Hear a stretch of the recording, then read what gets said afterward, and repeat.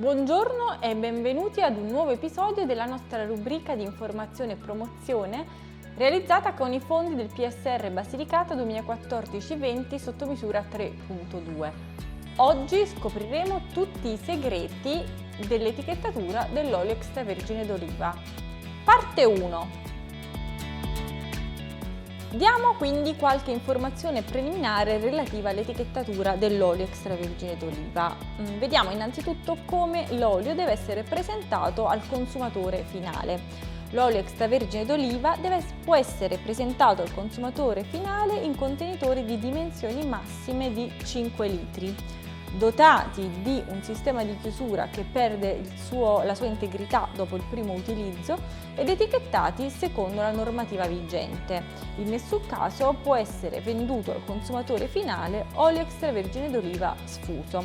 Per quanto riguarda invece l'olio destinato ai ristoranti e alle mense, questo può essere venduto in contenitori di dimensioni fino a 25 litri, dotati anch'essi di un tappo che perde la sua integrità dopo il primo utilizzo e etichettati secondo la normativa vigente. Se il ristorante però deve mettere a disposizione dei suoi clienti l'olio extravergine d'oliva, dovrà utilizzare dei contenitori di dimensioni massime di 5 litri, non potrà quindi utilizzare quelli di dimensioni superiori che sono invece consentiti per l'olio che si utilizza in cucina per le preparazioni. L'olio messo a disposizione dei clienti dovrà ancora una volta essere etichettato secondo la normativa vigente, avere un sistema di chiusura che perde la sua integrità dopo il primo utilizzo ed essere dotato in più di tappo antirabocco, cioè un tappo che non può essere che impedisce alla bottiglia di essere riempita una volta che l'olio è stato consumato. Ecco i riferimenti normativi.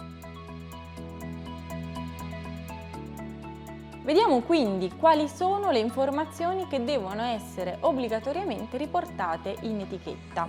La denominazione di vendita, quindi olio extravergine di oliva, la designazione di origine, le informazioni sulla categoria di olio, la quantità netta e il termine minimo di conservazione, le condizioni particolari di conservazione, il nome o la ragione sociale del responsabile commerciale del prodotto e il suo indirizzo, il lotto, una dichiarazione nutrizionale, la campagna di raccolta a determinate condizioni che poi vedremo, la sede dello stabilimento di confezionamento e l'etichettatura ambientale. La denominazione di vendita e la quantità netta. La denominazione di vendita è olio extravergine di oliva. La quantità netta deve essere indicata attraverso un valore numerico e seguita dall'unità di misura prescelta, che può essere litri, centilitri o millilitri. La quantità netta e la denominazione di vendita devono apparire sullo stesso campo visivo di un imballaggio. I campi visivi di un imballaggio sono tutte le sue superfici che possono essere lette da un unico campo visivo. L'origine di un olio extravergine d'oliva dipende da due fattori: il posto in cui le olive sono state raccolte ed il posto in cui si trova il frantoio dove sono state molite.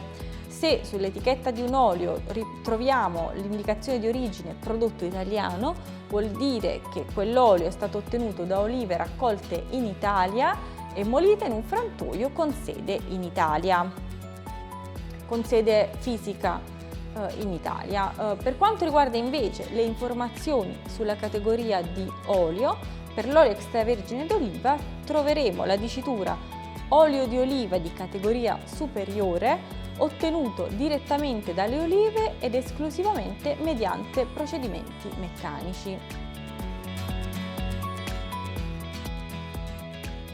Ma quando scade l'olio extravergine d'oliva? Questa è una delle domande più gettonate, una delle domande che vengono fatte più di frequente ai produttori di olio. Per spiegarlo dobbiamo chiarire la differenza tra scadenza e termine minimo di conservazione. La scadenza è riservata a quei prodotti agroalimentari che sono facilmente deperibili, cioè che se consumati oltre tale data possono essere dannosi per la salute. Viene indicata con la dicitura da consumarsi entro il e rappresenta un termine invalicabile. Per l'olio, così come per altri prodotti, non si utilizza la scadenza, ma il termine minimo di conservazione, TMC, riservato a quei prodotti che non sono facilmente deperibili e che, se conservati correttamente, possono essere consumati oltre tale data senza rischi per la salute. Il termine minimo di conservazione indica infatti il tempo entro il quale il prodotto, se conservato correttamente, mantiene inalterate tutte le proprie caratteristiche, proprietà.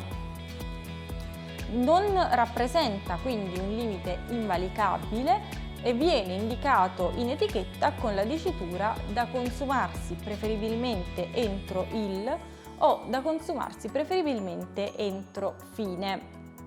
Quindi, tornando all'olio, nello specifico per l'olio non esiste una legge che stabilisce entro che data esso debba essere consumato, ma è il produttore che, facendo delle proprie valutazioni, si assume la responsabilità di assegnare un termine minimo di conservazione all'olio, cioè appunto un termine entro il quale l'olio correttamente conservato manterrà inalterate le proprie caratteristiche.